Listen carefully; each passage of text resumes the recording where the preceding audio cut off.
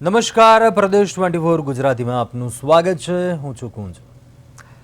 રાજ્યમાં છેલ્લા કેટલાક વર્ષોમાં બ્રિજ તૂટી પડવા, ધસી જવા અથવા તો તિરાડો પડવાની અનેક એવી ઘટનાઓ સામે આવી છે. આપણે જોઈ છે કે જેના કારણે બાંધકામની ગુણવત્તા તેમજ દેખરેખ અંગે પણ ગંભીર પ્રશ્નો ઊભા થયા છે. સુરત તાપી બ્રિજ, તાપીનો માયાપુર દેગામા બ્રિજ અને મોરબીના હળવદ નજીકનો બ્રિજ, અમદાવાદનો મહમદપુરા ફ્લાયઓવર, પાલનપુરનો નિર્માણાધીન ઓવરબ્રિજ જેવી ઘટનાઓએ લોકોમાં ચિંતા વધારી. કેટલાક બ્રિજ જે ઉદ્ઘાટન પહેલાં તૂટી પડ્યા, જ્યારે કેટલાક માત્ર 1-2 વર્ષમાં જ નુકસાનગ્રસ્ત બન્યા. તેની ગુણવત્તાને લઈને પ્રશ્નો ઉઠ્યા. તો બીજી તરફ 100થી 130 વર્ષ જૂના એલિસ બ્રિજ જેવા ઐતિહાસિક પુલો આજે પણ અડીખમ ઊભા જોવા મળે છે.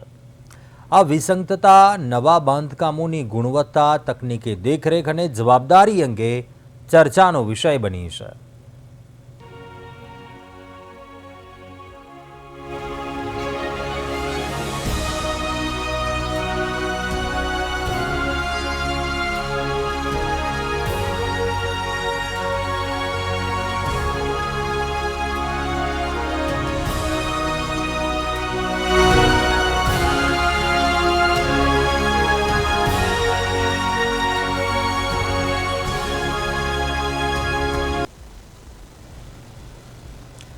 તો બ્રિજમાં પોલમપોલ અને વાત કરીએ તો સુરતનો તાપી બ્રિજ 17 મે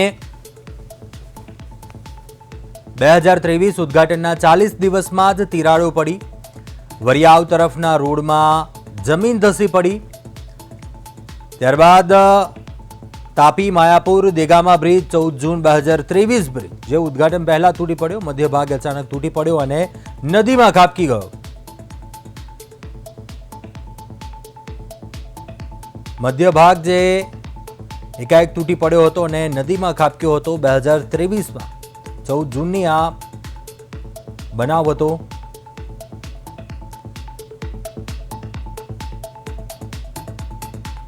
જ્યારે મોરબી કોઈબા અને જૂના કોઈબાને જોડતા બ્રિજમાં પણ કંઈક આ જ પ્રકારની ઘટના બની. માર્ચ-એપ્રિલ 2024 દરમિયાન નવો બ્રિજ વરસાદમાં તૂટી પડ્યો અને 1 વર્ષ અગાઉ જ આ બ્રિજ હતો તે બનાવવામાં આવ્યો હતો.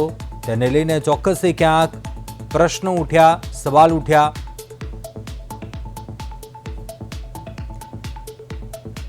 અન્ય બ્રિજની વાત કરીએ તો અમદાવાદમાં પણ આ પ્રકારનો બનાવ હતો તે સામે આવ્યો હતો. અમદાવાદનો મહમદપુરા ફ્લાયઓવર વર્ષ 2021માં બનાવ બન્યો. 21 ડિસેમ્બર 2021 ફ્લાયઓવરનું બાંધકામ દરમિયાન તેનો કેટલોક ભાગ છે એકાએક ધસી પડે છે. ફ્લાયઓવર ટેસ્ટિંગ દરમિયાન ધરાશાય થયો અને બ્રિજના સ્લેબમાં નબળા કોન્ક્રીટનો પ્રયોગ કરવામાં આવ્યો હતો તેવી વિગતો સામે આવી અને ગુણવત્તામાં બેદરકારી દાખવવામાં આવી હતી, જેને કારણે આ પ્રકારની સ્થિતિ સર્જાઈ હતી.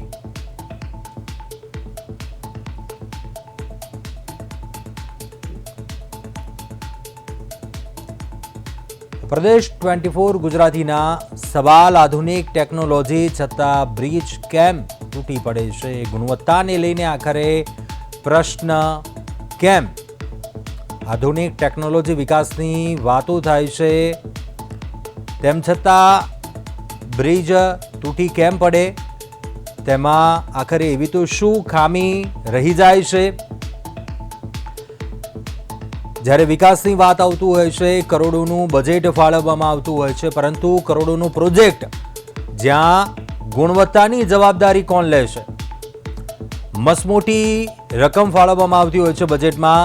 આ જાહેર નાણાંના બગાડ માટે જવાબદાર કોણ? પ્રશ્ન તે થઈ રહ્યો છે. જ્યારે જવાબદાર અધિકારીઓ, કોન્ટ્રાક્ટર સામે કાર્યવાહી થશે? શું એવા નીતિ નિયમો છે, એવી દાખલારૂપ કાર્યવાહી થઈ છે કે કેમ અત્યાર સુધી? આ સાથે જ આવી ઘટનાઓ ફરી ન બને તે માટે શું પગલાં લેવાવા જોઈએ? આ પ્રશ્ન જઈ રહ્યો છે કે વારંવાર આ પ્રકારના બનાવો આપણી સામે જોયા છે, પરંતુ ભૂતકાળની ઘટનાઓમાંથી પણ શું શીખ લીધી? આખરે અટકાવી કેમ શકીશું આવી ઘટનાઓ?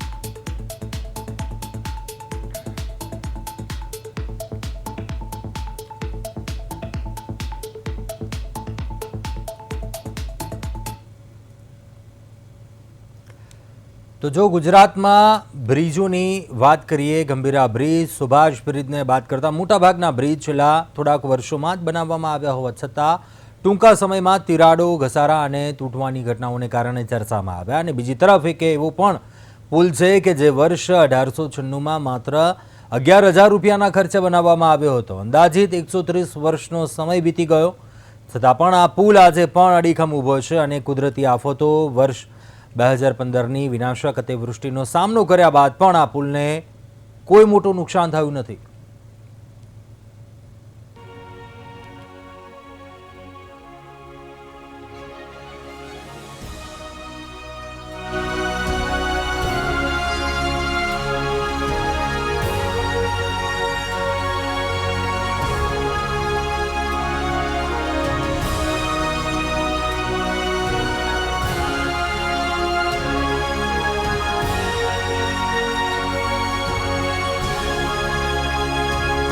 આ છે અમરેલી જિલ્લાના વડિયા ગામનો ઐતિહાસિક સ્નેહલ પુલ. તાલુકા મથક એવા વડિયા ગામના કૃષ્ણપરા અને સુરતપરા વિસ્તારને જોડતો આ પુલ સુરવો નદી પર વર્ષ 1896માં સ્ટેટ કાળ દરમિયાન બનાવવામાં આવ્યો હતો. આ દ્રશ્યો છે 24 જૂન 2015ના વિનાશક પૂર દરમિયાનના. તે સમયે વડિયાના કૃષ્ણપરા વિસ્તારમાં 6 થી 12 ફૂટ સુધી પાણી ભરાઈ ગયું હતું. પુલ ઉપરથી અંદાજિત 2 ફૂટ જેટલો પાણીનો પ્રવાહ વહેતો હતો. પાણીનો નિકાલ સરળ બને તે માટે પુલની બંને બાજુના પાછળથી બનેલા ભાગોને તોડી પાડવામાં આવ્યા હતા. છતાં 1896માં બનેલો મૂળ પુલ અડીખમ રહ્યો.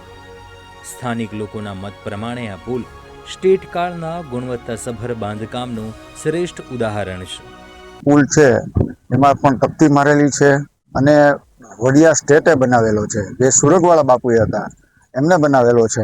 એ પુલની અંદર એટલી અતિવૃષ્ટિ આવી, 2015માં પાણી આવ્યું, એની પહેલા અતિવૃષ્ટિ થઈ ગયેલી તે પણ એ પુલની અંદર એક કાંકરી પણ નથી કરી. અને એ પુલ હજી બાપુ અમને સમજાવતા કે અંદર ગુગળ, ગોળ, જે ટૂંકમાં શીશુ એ જે આવતું ટૂંકમાં જે આધુનિક વસ્તુ એમાં એ સમયની અંદર વાપરેલું છે. એ પુલની ગેરંટી 110 વર્ષ હતી, અત્યારે 130 વર્ષ હમણાં થશે.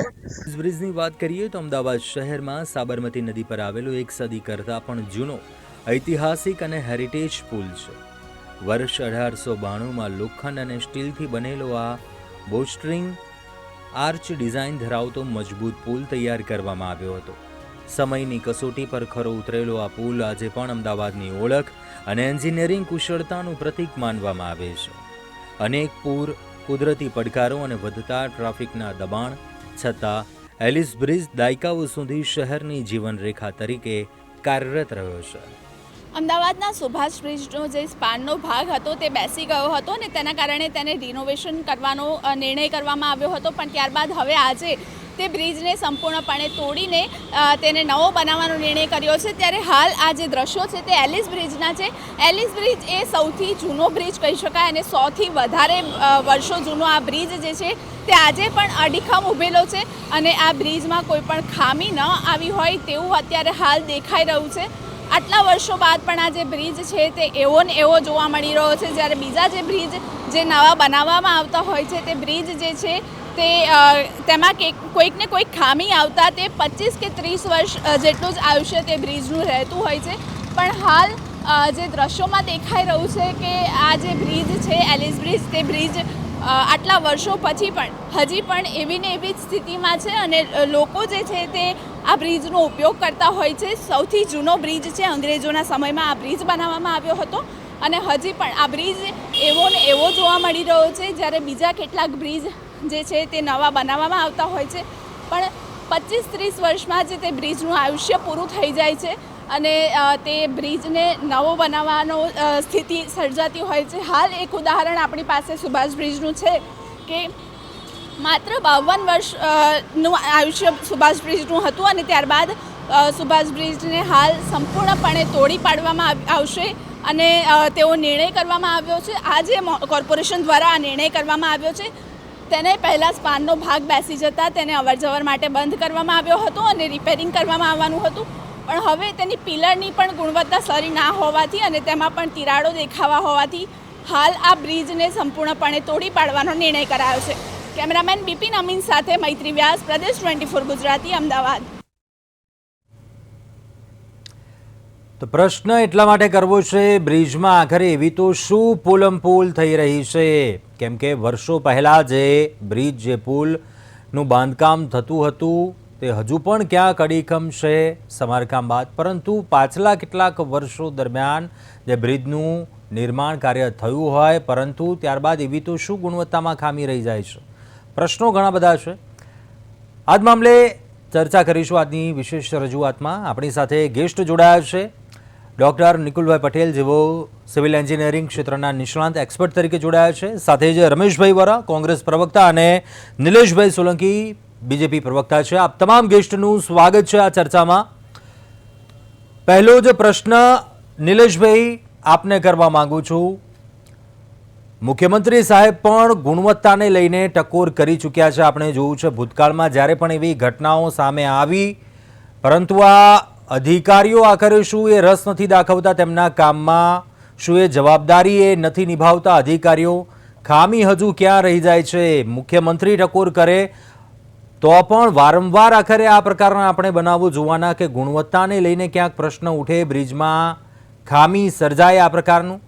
આખરે એ ચેઇનમાં ત્રુટી તો આખરે એવી ક્યાં છે? અધિકારીઓ સાંભળી નથી રહ્યા. પાછલા કેટલાક બાંધકામની વાત કરીએ અને અત્યારના બાંધકામ, શું એ બદલાવ જોઈ રહ્યા છો આપ? શું કહેશો? પ્રદેશ 24 ના દર્શક મિત્રોને નમસ્કાર છે. ખૂબ જ સારો વિષય લઈને આવ્યા છો કે આજે ટેકનોલોજીનો જે સમય ચાલી રહ્યો છે, બ્રિજ તૂટવો ખરેખર એક દુર્ભાગ્યપૂર્ણ હોય છે, પરંતુ જવાબદાર શાસન એ હોય છે કે જ્યારે કોઈ એની ખામી છુપાવે નહીં, તપાસ કરે, જવાબદારોની સામે એક્શન લે. મુખ્યમંત્રી શ્રી ભૂપેન્દ્રભાઈ પટેલ કહી શકાય કે મૃદુ અને મક્કમ કે સરળ સજ્જન વ્યક્તિ છે કે જાહેરમાં જ કહી દે કે ભાઈ અધિકારીઓ હોય કે જે શાસન વાળા હોય કે ભાઈ પ્રોપર રીતે કામ કરવું, સામાન્ય વ્યક્તિને તકલીફ ના પડે એ રીતનું જોવું. અને આજે કહી શકાય કે 100 થી વધારે ઘણા બધા એવા નિર્માણધીના પુલો કાર્યરત છે, ઘણા નવા એવા ટેન્ડરમાં મંજૂરી છે, ઘણામાં એવું છે કે મુહૂર્ત કરવા, માફ કરજો, કે ઇનોગ્રેશન કરવાનું બાકી હોય, તૈયાર હોય. તો આ રીતના જે કહી શકાય કે ગ્રામીણથી માંડીને શહેરની કનેક્ટિવિટી કે હાઈવેઝ, રિંગ રોડને જોડવાની કનેક્ટિવિટી હોય, ટ્વિન સિટી અમદાવાદ ગાંધીનગરની હોય, તો આ જે રોડ રસ્તા નિર્માણ જે થયું છે એ ખૂબ જ સારી વસ્તુ છે કે લોકોનો સમય બચ્યો છે, પેટ્રોલ બચે છે, લોકોનું અવર જવર માટેનું ટ્રાફિકનું ભારણ ઓછું પડે છે. પણ ક્યાં કોઈ જગ્યાએ આવા ટેન્ડર થતા હોય, આપણે ઉદાહરણ તરીકે કે હાડકેશ્વરનો બ્રિજ લઈએ કે કોઈ જગ્યાએ કોઈ સ્લેબ તૂટ્યો હોય, કોઈ જગ્યાએ એવું પણ થાય કે ટેકનિકલ ના કારણે એ સ્લેબ ધરાશાયી થતો હોય કે કોઈ વખતે જેસીબી ના કોઈ પ્રોબ્લેમ ના લીધે કે કોઈ જગ્યાએ ટેકનિકલ એરર આવતી હોય. એવું નથી કે ટેકનોલોજીના લીધે 100% સુરક્ષિત હોય.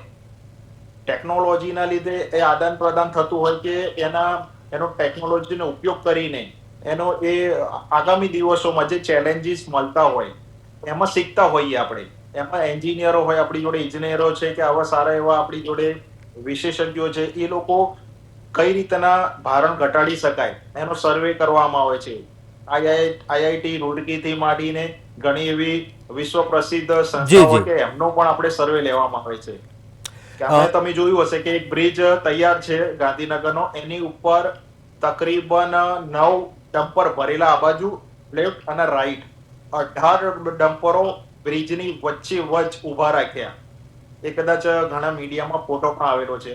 તો આવા પણ સારા એવા ટેસ્ટિંગ થતા હોય કોઈ જગ્યાએ એવું દુર્ભાગ્યપૂર્ણ થાય છે કે કોઈ એવી કોઈને ભૂલના લીધે, કોઈના ભ્રષ્ટાચારના કોઈ લાલચના લીધે પણ સરકાર ક્યારેય આને સ્પોન્સર નથી કરતી. સરકારે એટલે નિલેશભાઈ, આપણે પ્રશ્ન એ જ છે કે મસમોટું બજેટ આપણે ફાળવીએ છીએ, ચલો સત્તામાં છો આપ, ચોક્કસથી મસમોટો આંકડાનું એ રકમ ફાળવવામાં આવતી હોય છે કે સારી ગુણવત્તાની સાથે બ્રિજ બને, પરંતુ આખરે ખામી ક્યાં, એ ત્રુટિ ક્યાં રહી જાય છે? કેમ કે આ તો જનતાના મહેનતના ટેક્સના રૂપિયાનો બ્રિજ બનાવવામાં આવે છે, તેમાં ગુણવત્તા સાથે કોઈ કોમ્પ્રોમાઇઝ ન હોય. આપણે રમેશભાઈ વોરાનો મત પણ જાણીશું, કોંગ્રેસ પ્રવક્તા જોડાયા છે આપણી સાથે.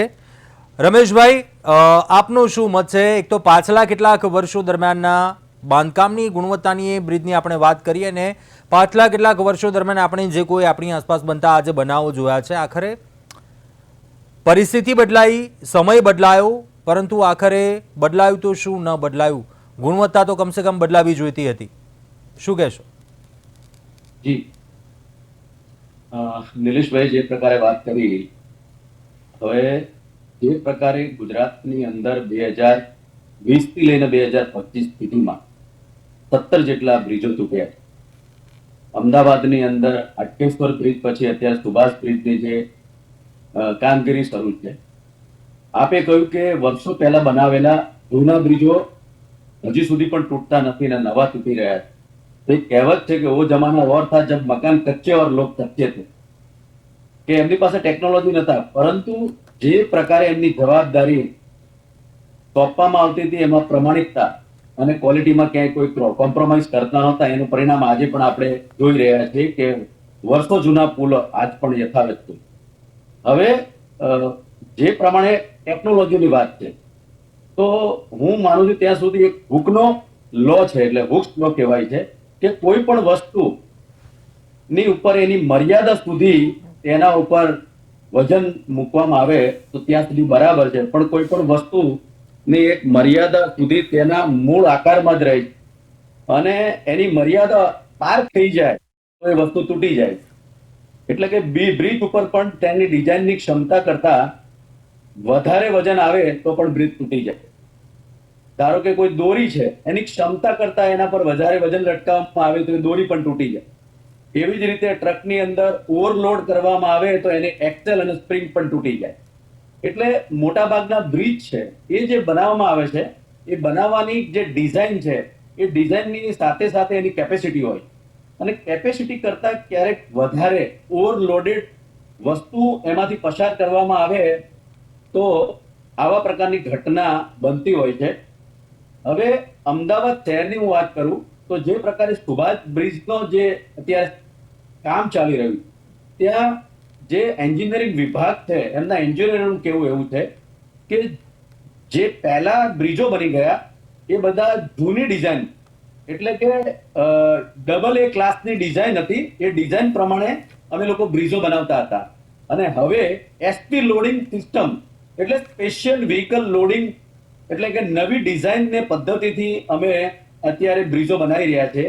એટલે એના ઉપર કોઈ પણ હેવી લોડેડ વાહનો નીકળે તો એમની ક્ષમતા અમે પહેલાથી જ ડિસાઇડ કરી અને એસપી લોડિંગ નવી ડિઝાઇન અમે લોકો લાવ્યા છે, અને એના માધ્યમથી અત્યારે આ સુભાષ બ્રિજ છે એનું કામકાજ ચાલી રહ્યું.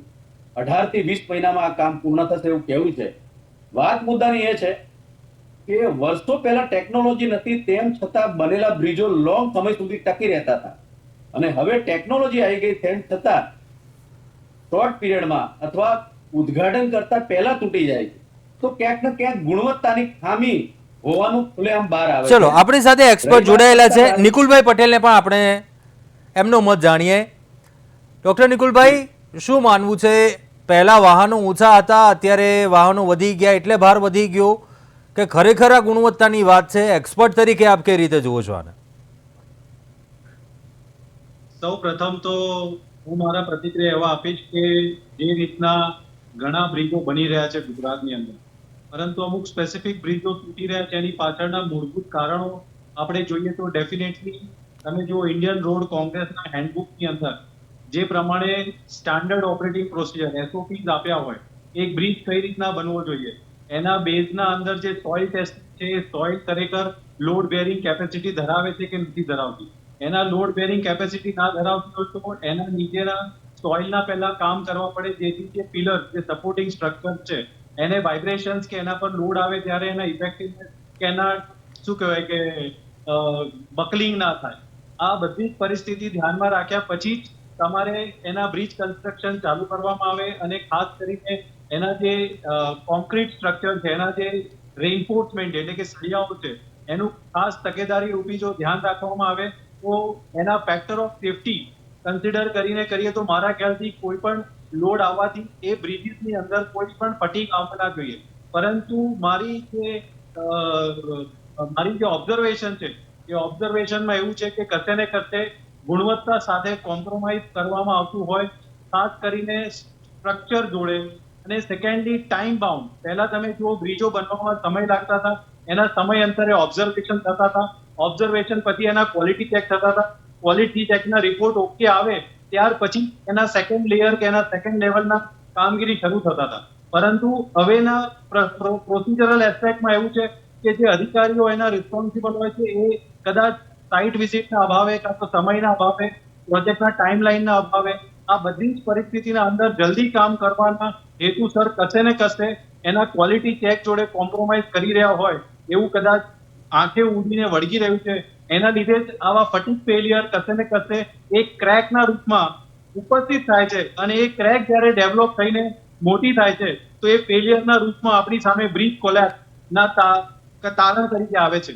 દ્વારકાની અંદર બી જે બ્રિજ બન્યો એ તમે જુઓ કે 950 કરોડના રૂપે બ્રિજ બન્યો, પરંતુ પહેલા 7 કે 8 મહિનામાં વાતાવરણના લીધે એની અંદર વાઇબ્રેશનલ ફેલિયર્સના લીધે બ્રિજની અંદર ક્રેક બિલ્ડ થયા. તો જે ડિઝાઇનર છે એ ફેક્ટર ઓફ સેફટીના બધા કન્સિડરેશન કરવા છતાં પણ જ્યારે એના કન્સ્ટ્રક્શન વખતેના જે કામગીરી છે એમાં ચોક્કસપણે યોગ્ય ધ્યાન અપાઈ નથી રહેવું મારું માનવું. નિલેશભાઈ, શું ઉતાવળમાં વિકાસ થવો જરૂરી છે આપણે કે ચોક્કસથી મસમોટું બજેટ ફાળવવામાં આવે? ખૂબ જ સારી બાબત છે કે ક્યાંક કે આ ભાગતી દોડતા જે શહેરોમાં આપણે એ પ્રકારના બ્રિજ બને, લોકોને સરળતા રહે, ઓછા સમયમાં પહોંચે, પરંતુ શું એ ઉતાવળ થઈ રહી છે? ક્યાંક ખામી શું છે એવી શું લાગી રહ્યું છે આપને? કેમ કે ખરેખર ટેકનિકલ ખામીની વાત આવે, આ ફેલિયર આખરે શું દેખાઈ રહ્યું છે અને સરકાર આખરે શું પગલાં રહી રહી છે? કેમ કે મુખ્યમંત્રીએ આપણે વારંવાર આ મામલે ટકોર કરી છે, પરંતુ શું આ મામલે નિયંત્રણ લાવવા માટે અત્યારે કોઈ એ પ્રકારનો કોઈ બદલાવ કે ચેન્જીસ લાવવામાં આવ્યો છે? કુંજુભાઈ, બ્રિજ કોઈ જગ્યાએ ક્ષતિ થતી હોય, કોઈ તૂટતા હોય તો એવું નથી કે માત્ર અમદાવાદ, ગુજરાતમાં કે ભારતમાં થતા હોય. આપણે જોયું છે કે ઘણી એવી આની પ્રોબ્લેમ થતા હોય. આજના બ્રિજ છે માત્ર કોન્ક્રીટના નથી બનતા, આજના ટેકનોલોજીના ઇસ્તેમાલ ઉપર કરીને જે કહી શકાય કે ભૂકંપ પ્રતિરોધક ડિઝાઇન કરતા હોય, સ્ટીલ કમ્પોઝિટ ટેકનોલોજીનો ઉપયોગ કરતા હોય, થર્ડ પાર્ટી એનું ઓડિટ થતું હોય, સરકાર નથી કરતી. ડિજિટલ મોનિટરિંગ જેવું કે કહી શકાય કે તો ડ્રો બેરિંગ એક્સપાન્શન જોઈન્ટ કહી શકાય સિસ્ટમ એનો ઉપયોગ કરવામાં આવે છે. ભૂકંપ પ્રતિરોધક ડિઝાઇન મેં આપણે કહ્યું કે આપણા 2000 ની આસપાસ ભૂકંપ આવ્યો તો પણ છતાંય ઘણા બધા બ્રિજ એવા હતા કે એના કોઈ પ્રોબ્લેમ ના થયો. પીએસસી કે બ્રિજ ઉપર પડતા જે તિરાડો હોય એની શક્યતા ઓછી પાડે છે, જે ભારતમાં કહી શકાય કે ઘણા બધા ફ્લાયઓવરમાં યુઝ કરવામાં આવે છે. સ્ટીલ કોન્ક્રીટનું કહી શકાય કે લાંબી આયુષ્ય એની મજબૂત સ્ટીલ કમ્પોઝિટ એનો ઉપયોગ કરવામાં આવે છે. તો ઘણા એવા ટેકનોલોજીના ઉપયોગ જે કહી શકાય કે હવે પહેલાના સમયમાં, અંગ્રેજોના સમયમાં આટલું બધું ભારે વાહનો, ટ્રાન્સપોર્ટેશન, જે કહી શકાય કે પોપ્યુલેશન નથી. હવે એવા છે કે નવા બ્રિજ નિર્માણ કરવા હોય તો એને એક સર્વે કરવામાં આવે છે કે આ બ્રિજ ઉપર 5 થી 10,000 આવવાનો સવારના 7 સુધી અવર જવર કરે છે, તો કયા કયા પ્રકારના વાહનો જાય છે, પબ્લિક ટ્રાન્સપોર્ટ છે કે પેલા હેવી લોડ જાય છે, 2 વ્હીલર કેટલા જાય છે, 4 વ્હીલર કેટલા જાય છે. તો આનું એક બકાયદા એક સર્વે કરવામાં આવે છે એજન્સીઓ દ્વારા, જે નામાંકિત એજન્સીઓ વિશ્વમાં. તો એ પછી આ બ્રિજ ઉપર નિર્માણ કરવાનું શરૂઆત કરવામાં આવે છે કે ભાઈ આમાં ભૂકંપ આવી ગયો, બધી હોનારતોને પણ આંશિક રીતે એની સર્વે કરવામાં આવે છે. બધી ઋતુઓનું પણ ધ્યાન રાખવામાં આવે છે કે એનાથી આ સ્ટ્રેન્થ હોય, આ પિલર હોય કે નદીમાં બહાવ થતો હોય તો નદીમાં આટલું પાણી હોય તો આટલું સ્ટ્રેન્થ રોકી શકશે. તો આ રીતના અલગ અલગ પેરામીટર્સ એના યુઝ કરીને બધા બ્રિજ પડી જાય છે એવું તો છે નહીં. આપણે જોયું હશે કે અટલ બ્રિજ આજે પણ ત્યાં જેટલી પબ્લિક જાય છે તો નીચે એ જોઈ શકે છે પાણી, અને આખી એક ટેકનોલોજીનો ઉપયોગ કરીને 230 કરોડની આસપાસ એનું બજેટ, અને આજે ટુરિસ્ટ પ્લેસ થઈ ગયું છે. રિવરફ્રન્ટને તમે જુઓ કે રિવરફ્રન્ટમાં કોઈ પણ જગ્યાએ અંડર બ્રિજ આવે છે, બ્રિજ આવે છે. તો આજે ફેઝ 2 પણ એક શરૂઆત કરવામાં આવ્યો કે તાળી લીમડાથી જે બ્રિજ ચાલુ થાય છે તો ભવિષ્યમાં હું આપને કહીશ કે છેક પીડીપીઓ બાજુ, કરાઈ બાજુ એ અંદર રિવરફ્રન્ટ એ પહોંચશે. તો આટલી લાંબી કનેક્ટિવિટી પ્રાઇવેટ વાહનો માટે બનશે. તો સરકાર જે રીતના જે ચેલેન્જ મળે છે, જે રીતના કમ્પ્લેન મળે છે, સુભાષ બ્રિજ આપે જોયું કે હવે એનું સ્ટ્રક્ચર બદલવામાં આવશે, 4 લેન એક સાઈડ ને 4 લેન બીજી સાઈડ, એ રીતના કહી શકાય કે એનો નિલેશભાઈ, ગુણવત્તા નિયંત્રણ થાય તે માટે શું પગલાં લેવાય છે? કેમ કે જો પ્રશ્ન આ ભાજપ કોંગ્રેસની વાતનું નથી, કેમ કે ઘણા એવા બ્રિજો કોંગ્રેસની સરકારમાં પણ કદાચ બન્યા હશે. આપણે જોયું કે આ કોઈ હમણાં બનેલા તો એવા બ્રિજ છે નહીં, આપણે એવો કોઈ આક્ષેપ આપણે નકારતા નથી, પરંતુ એ અટકી જાય એ નિયંત્રણ લાવવા માટે આપણે શું પગલાં લીધા એ વાત છે મહત્વની. કોઈ જાતના કોઈ હોનારતો ના થાય કે કોઈના ભૂલના લીધે કોઈ બ્રિજ પડે છે ને માસૂમોનું એનું મૃત્યુ થાય છે, એની ઘટનાનો આખો ક્રમ બને છે. તો એ ક્રમના લીધે સરકારે પણ એના નોટ્સમાં ઘણા એવા ચેન્જીસ લાયા છે કે કોઈ પણ એજન્સી હોય, આજે અજય ઇન્ફ્રા કંપનીનું આપણે એક્ઝામ્પલ લઈએ છીએ તો એના જેટલા બી એના સહયોગી હતા એ બધા આજે જેલના સળિયા પાછળ છે, કાનૂની કાર્યવાહી ચાલે છે, સરકારના ધ્યાનમાં આવે છે કમ્પ્લેન. સરકારે કડક નિર્ણયો લીધા છે ભૂતકાળમાં. મોરબીનો ઝૂલતો પુલ પણ તમે આમાં સામેલ કરી શકો છો કે આટલા મોટા બિઝનેસ ટાઇકૂન હોવા છતાં પણ સરકારના નીતિ નિયમ પ્રમાણે સરકારે એક્શન લીધા છે અને જેલના સળિયા પાછળ ગયા છે. પછી માન્ય કોર્ટ જે ડિસિઝન લે છે એમાં સરકારનો કોઈ પક્ષ નથી રહેતો. તો કુંજુભાઈ, જે રીતે ટેકનોલોજીનો ઉપયોગ કરીએ છીએ, મેં આપને કહ્યું કે ટેકનોલોજીનો ઉપયોગ કરવાથી એવું નથી કે 100% સુરક્ષિત હોઈએ છીએ.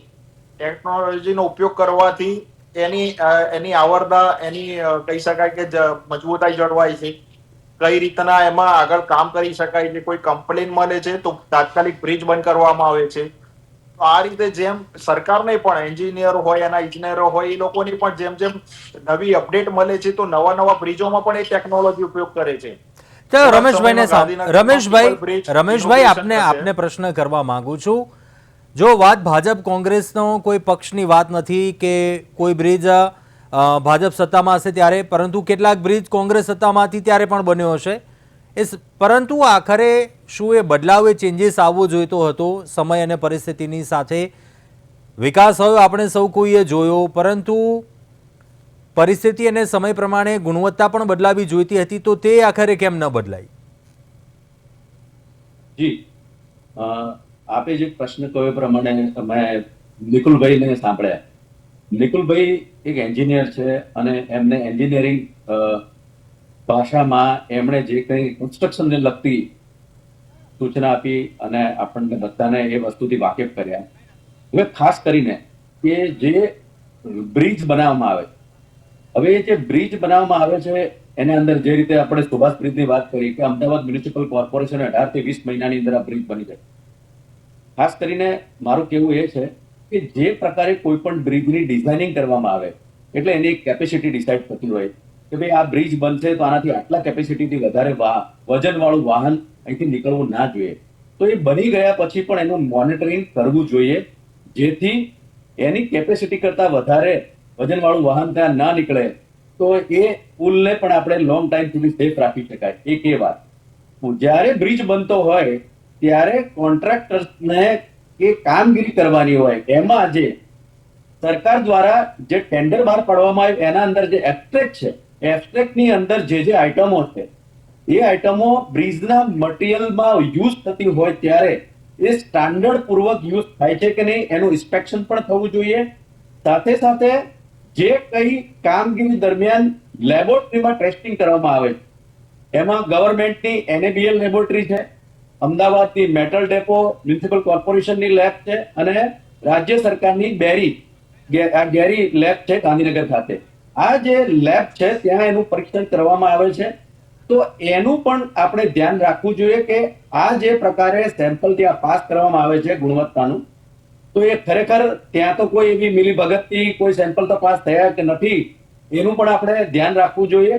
અને ખાસ કરીને પ્રજાના ટેક્સથી આ શહેર અને રાજ્યનો વહીવટ થાય છે, માટે આપણે જે કંઈ પ્રજાના ટેક્સના પૈસાથી બ્રિજો બનાવી રહ્યા છે એ તમામ બ્રિજો મજબૂત અને ટકાઉ રહે, લોંગ સમય સુધી ટકી રહે, એના માટે એની ગુણવત્તાની પૂરેપૂરી ચકાસણી થાય એના માટે કમિટીની પણ નિમણૂક કરવી જોઈએ. અને આવા પ્રકારની દરેક સ્ટેજે આપણે ધ્યાન રાખીએ તો ચોક્કસથી આપણે સારો બ્રિજ બનાવી શકીએ. ડૉક્ટર નિકુલભાઈ, એક એક્સપર્ટ તરીકે આપનું શું મત છે? જે ટેન્ડરિંગની ખાસ કરીને વાત કરી, શું ટેન્ડરિંગની પ્રક્રિયા મામલે પારદર્શિતા આવી છે સમય જતાં, કે જે ક્વોલિટીને લઈને વાતનો ઉલ્લેખ હોવો જોઈએ કે કદાચ જે પણ કોઈ કંપની હોય ભૂતકાળમાં ભૂલ કરી ચૂકી હોય તો ફરીવાર તેને કામ ન મળે? ટેન્ડરિંગની પ્રક્રિયામાં પારદર્શિતા આવી કે કેમ? આપ વધુ જાણકાર હશો તે મામલે, શું કહેશો? જ્યારે બી કોઈ પ્રોજેક્ટ સરકારમાં આવે તો ડેફિનેટલી એક ટેન્ડર પ્રક્રિયા હોય છે, અને ટેન્ડરની અંદર સ્ટાન્ડર્ડ પ્રમાણે ખૂબ સ્પેસિફિકેશન સાથે લખ્યા હોય છે, અને એ સ્પેસિફિકેશનના મૂળભૂત સાથે જ એના કોટેશનથી આવતા હોય છે. પરંતુ એ કોર્ટની સામે જ્યારે ઓન ફિલ્ડ કન્સ્ટ્રક્શન થતા હોય, અને ઓન ફિલ્ડ કન્સ્ટ્રક્શનમાં મેં કીધું એ પ્રમાણે એના પિરિયોડિક ઇવેલ્યુએશન, પિરિયોડિક ચેકિંગ, એના ક્યોરિંગ બરાબર થઈ રહ્યા છે કે નહીં, એના સોઇલ ટેસ્ટિંગના રિપોર્ટ, આ બધાનો અભ્યાસ જે છે એ ખૂબ જ જરૂરી છે દરેક સ્ટેજ ઉપર.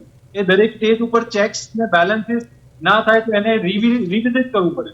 એ રિવિઝિટમાં કશે ને કશે પ્રેક્ટિસ ને લૂપહોલ થઈ રહ્યા છે, કાં તો જે અધિકારીઓ ડાયરેક્ટ ઇન્વોલ્વ છે એ કશે ને કશે આ ખડા કામ કરીને કોન્ટ્રાક્ટર જે રીતના પોતે રજૂઆત કરે તે પ્રમાણે માનીને તો કરતા હોય, તો એના લીધે આવા ફેલિયર ઘણીવાર અનડિઝાયર્ડ ફેલિયર છે, એટલે કે આવા ફેલિયર ના થવા જોઈએ. પરંતુ એ નિર્માણાધીન બ્રિજ જ્યારે કોલેપ્સ થાય છે ત્યારે ખૂબ જ દુઃખદ ઘટના છે, કારણ કે એની અંદર જે રિક્વાયર્ડ પ્રોસિજર સ્ટાન્ડર્ડ ફોલો કરવા જોઈએ નથી થઈ રહ્યા.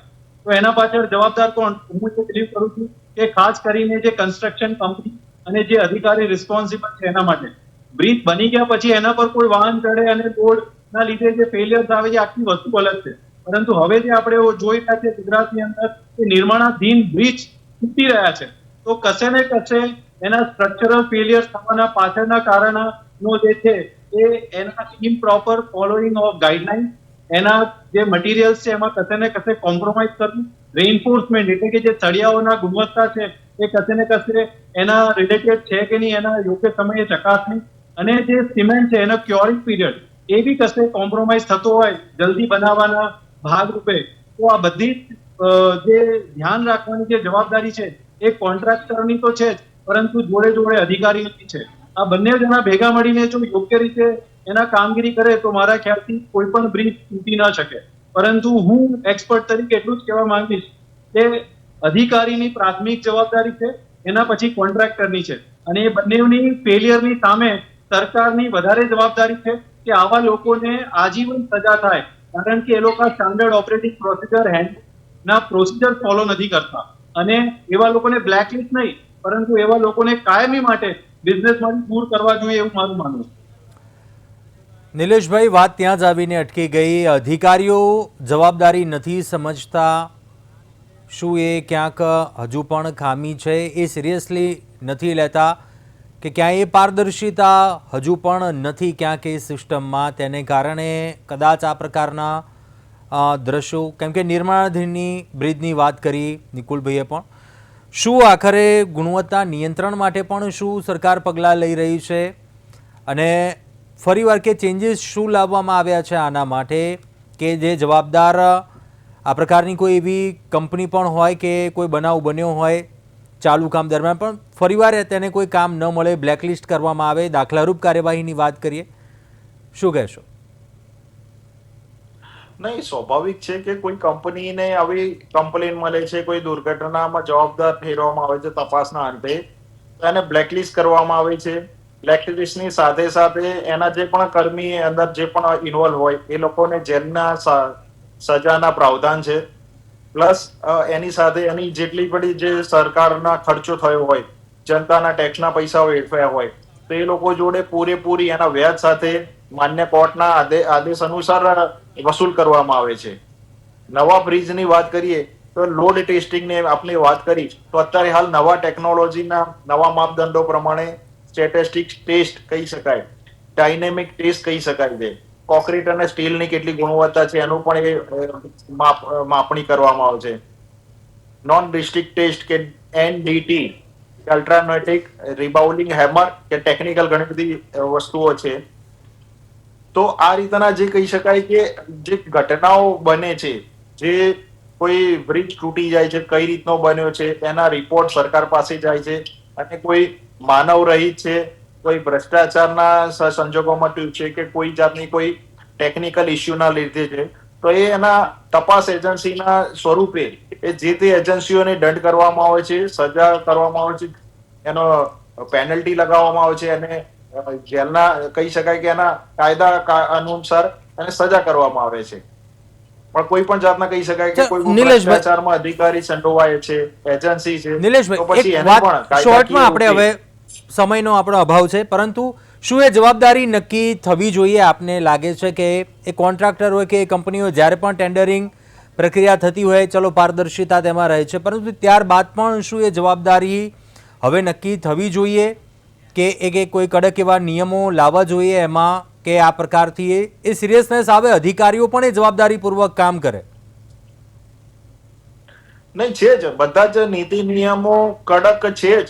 સરકારે ક્યાંય કોઈ જગ્યાએ તમે જુઓ કે ભૂતકાળમાં કોઈ ઘટના બની હોય ને સરકારે આમાં ક્યાંય પીછેહટ કરી હોય. મેં આપને જે એક્ઝામ્પલ આપ્યા એમાં અજય ઇન્ફ્રા હોય કે મોરબી પુલના કોઈ બિઝનેસ ટાઇકૂન હોય કે કોઈ પણ હોય, સામાન્ય વ્યક્તિનો જે નીતિ નિયમમાં જે ઉલ્લંઘનમાં કાયદો લાગતો હોય એ જ મોટા વ્યક્તિને લાગે છે. અને સરકાર પાસે જેટલી કમ્પ્લેનો મળે છે, નવું ઇનોવેટિવ ટેકનોલોજીનો ઉપયોગ કરીને એ જોઈએ એવા પ્રમાણે એના સજાના જોગવાઈમાં પણ અપડેટ કરે છે.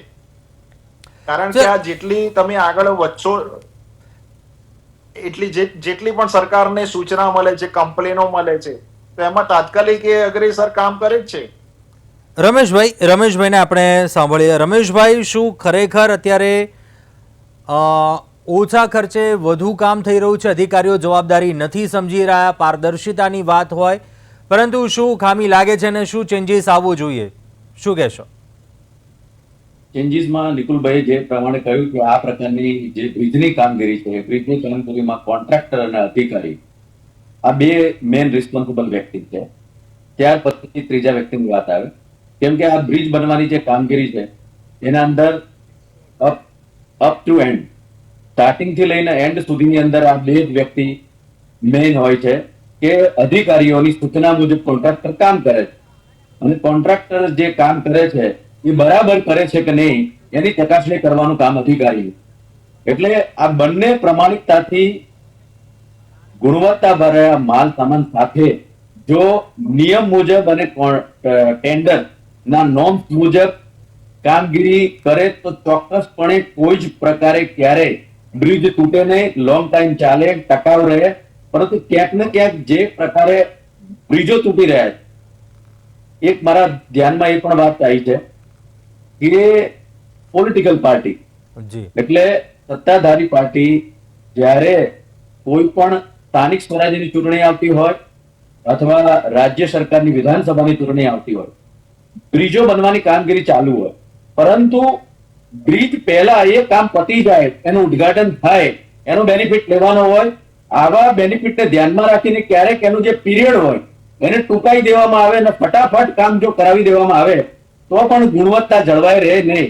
અને જ્યારે આવા પ્રકારની ઘટના બને ત્યારે પછી કોન્ટ્રાક્ટર અને અધિકારીઓને દોષિત માનવામાં આવે, એમની સામે એક્શન લેવામાં આવે છે. પરંતુ વાસ્તવિકતામાં કોના કહેવાથી એ કામ વધુ ઝડપથી થયું, શોર્ટ પીરિયડમાં થયું, ગુણવત્તા જેટલી રાખવા જોઈતી હતી એટલી રાખીને, અને આવી ભૂલના કારણે પણ ક્યારે બ્રિજો તૂટતા જોવા મળી રહે. નિકુલભાઈ, એક્સપર્ટ તરીકે આપનો મત જાણવો છે. ફરીવાર કે સમય બદલાયો, પરિસ્થિતિ બદલાઈ, કે પહેલાના સમયમાં એ કદાચ બજેટ પણ ઓછું હશે, એ સામગ્રી પણ કદાચ ઓછું હશે, એ ટેકનોલોજી નહીં હોય. અત્યારે કદાચ એ બજેટ વધી ગયું છે, ટેકનોલોજી છે, ઓછા સમયમાં વધુ કામ તો આખરે શું ખામી ત્રુટી ક્યાં રહી જાય છે આખરે? તો ત્રુટિનો જ્યારે પ્રશ્ન ઊભો થાય છે ત્યારે દરેક બ્રિજ કોલેપ્સની વખતે એક ઇન્વેસ્ટિગેશન કમિટી હોય છે અને ઇન્વેસ્ટિગેશન કમિટી એના રિપોર્ટની અંદર જે કોઈ બી તારણ બહાર કાઢે છે તો એ તારણની અંદર હંમેશા મૂળભૂત જ્યારે મેં ઓબ્ઝર્વ કર્યું છે તો જે મટીરિયલના જે યોગ્ય રીતે ઉપયોગ ના હોય એવા બહાર આવ્યા છે. બાંધકામ વખતે તકેદારી ન રાખવી હોય એવા રિપોર્ટ્સના કમિટીના પણ આવ્યા છે. એટલે જૂનો બ્રિજ હોય કે નવો બ્રિજ હોય, આમાં પ્રશ્ન એ જ છે કે જે બ્રિજો તૂટી રહ્યા છે એની સામે પ્રશ્નાર્થ ઉભો થઈ ગયો છે. અને એ જે બ્રિજો જયારે બની રહ્યા છે તો જે પ્રોસિજર, હું ફરીથી કહીશ કે પ્રોસિજરલ એસ્પેક્ટમાં શું કરવા લેપ્સિસ કરવામાં આવે છે, શું આની અંદર જે અધિકારી ઇન્વોલ્વ હોય છે એ અધિકારી પર એવા શું પ્રેશર્સ હોય છે કે સમય મર્યાદા દરમિયાન એ યોગ્ય રીતે એને તપાસ નથી કરી શકતો, એના ક્વોલિટી ચેક નથી કરી શકતો, એના જે પ્રોસિજર સ્ટાન્ડર્ડ ઓપરેટિંગ પ્રોસિજર પ્રમાણે કામ થયા છે એ નથી થાય, એ ચેક નથી કરી શકતો. એના એક ચાર્ટ આવે છે, એ ચાર્ટ પ્રમાણે એ ટીક કરે છે કે નથી કરતો, એના લોગબુક મેન્ટેન કરે છે કે નથી કરતો. આ બધી જ તપાસના વિષય છે.